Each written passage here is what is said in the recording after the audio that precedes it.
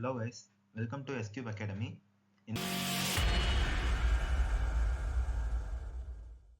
இந்த வீடியோல நம்ம என்ன பார்க்க போறோம்னா டேட்டாபேஸ் மேனேஜ்மெண்ட் சிஸ்டம்னா என்ன. டேட்டாபேஸ் மேனேஜ்மெண்ட் சிஸ்டம்க்குள்ள போறதுக்கு முன்னாடி நம்ம பார்க்கக்கூடிய ஒரு கான்செப்ட் என்னன்னா ரெக்கார்ட் பேங்கிங் சிஸ்டம். இப்படி 1950ஸ்ல ரெக்கார்ட் பேங்கிங் சிஸ்டம் அப்படிங்கிறதுக்காக ஒரு சாஃப்ட்வேர் கொண்டு வந்தாங்க. அந்த சாஃப்ட்வேரோட நேம் என்னன்னு பார்த்தீங்கன்னா எர்மா மார்க் 1. இந்த சிஸ்டம் என்ன பண்ணும்னா இப்போ பேங்க்ல ஒரு யூசர் இருக்காருன்னா அந்த யூசரோட டேட்டாஸை இது ஸ்டோர் பண்ணி வச்சிருக்கும். இந்த இப்படி இருக்கக்கூடிய டேட்டாஸை நம்ம ஆக்சஸ் பண்ணிக்கிற மாதிரி அந்த இன்டர்ஃபேஸ் இருந்துச்சு. பட் இதுல இருக்கக்கூடிய ஒரு பிரச்சனை என்னன்னா கன்கரண்ட் ஆக்சஸ் இல்ல. இதுல இப்போ ஒரு டைம்ல ஒரு யூசர் உள்ள போய் ஆக்சஸ் பண்ண முடியும், அதை மாடிஃபை பண்ண முடியும். ஆனா வேற ஒரு யூசரால அதை ஆக்சஸ் பண்ணவோ மாடிஃபை பண்ணவோ முடியாது. இது அந்த டைம்ல பேங்கிங் ரெக்கார்ட்ல இருக்கிறதுலயே ஒரு பெரிய பிரச்சனையா இருந்துச்சு.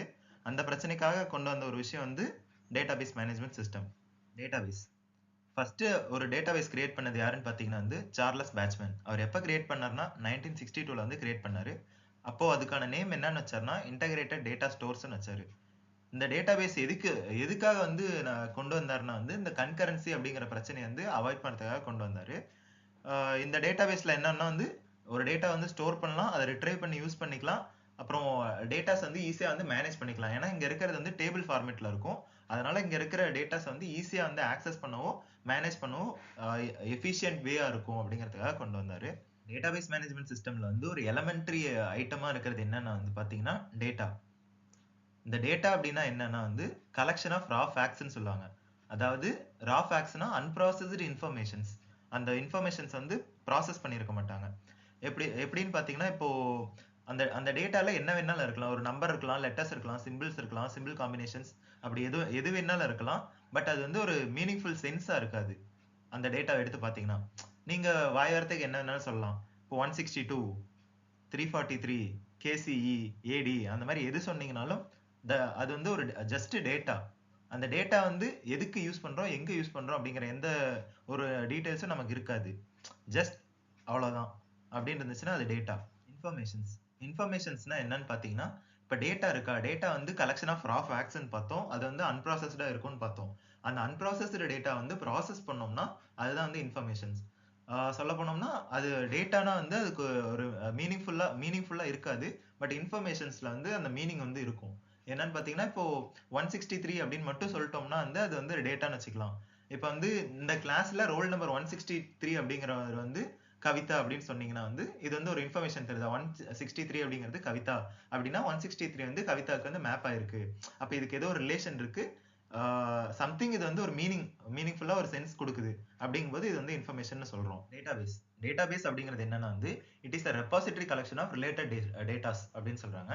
இந்த ரிலேட்டட் டேட்டாஸ் ஒரு கலெக்ஷன்ல வச்சிருக்கோம். அந்த கலெக்ஷன் எப்படி இருக்கணும்னா ஆர்கனைஸ்டு மேனர்ல இருக்கணும். அதாவது அரேஞ்ச் பண்ணி வச்சிருப்போம். ரோஸ் அண்ட் காலம்ஸா செக்ரிகேட் பண்ணி அரேஞ்ச் பண்ணி வச்சிருப்போம்.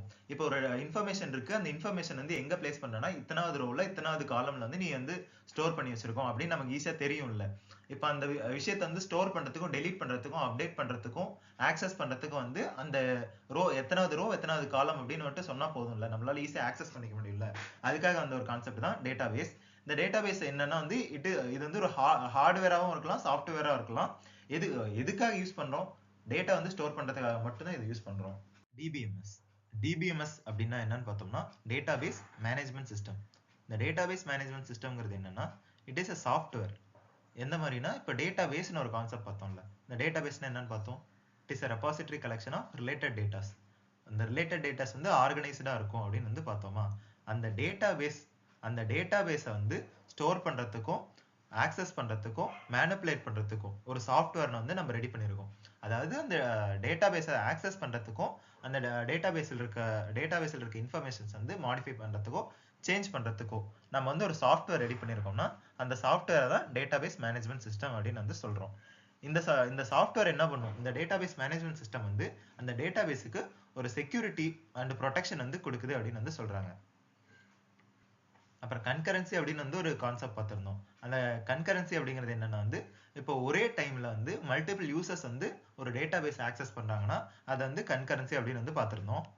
அந்த டைம்ல இப்போ யூசர் 1 ஒருத்தர் இருக்காரு. அந்த யூசர் 1 டேட்டாபேஸ் ஆக்சஸ் பண்ணிட்டு இருக்கும்போது யூசர் 2 வந்து அந்த டேட்டாபேஸ் ஆக்சஸ் பண்றாரு. இப்போ யூசர் 1 வந்து ஏதோ ஒரு சேஞ்ச் வந்து டேட்டாபேஸ்ல பண்ணிட்டாருன்னா அது யூசர் 2க்கு வந்து ரிஃப்ளெக்ட் ஆகும்ல. அந்த மாதிரி ஆகாம அந்த டேட்டா வந்து கன்சிஸ்டன்ட் மேனர்ல வச்சிருக்கிறது பேர் தான் டேட்டா கன்சிஸ்டன்சின்னு சொல்றாங்க. இந்த டேட்டா கன்சிஸ்டன்சி வந்து டேட்டாபேஸ்ல வந்து இருக்கும் அப்படின்னு வந்து சொல்றாங்க. இப்போ நம்ம பார்க்கறது வந்து டேட்டாபேஸ் மேனேஜ்மெண்ட் சிஸ்டம் தான், டிபிஎம்எஸ். இந்த டிபிஎம்எஸ்க்கான எக்ஸாம்பிள் வந்து ஃபாக்ஸ் ப்ரோ அண்ட் டிபேஸ்ன்னு சொல்லுவாங்க. இதை தாண்டி ஒரு கான்செப்ட் இருக்கு, அதுதான் ரிலேஷனல் டேட்டாபேஸ் மேனேஜ்மெண்ட் சிஸ்டம். இதை வந்து நம்ம நெக்ஸ்ட் வீடியோல பார்க்கலாம்.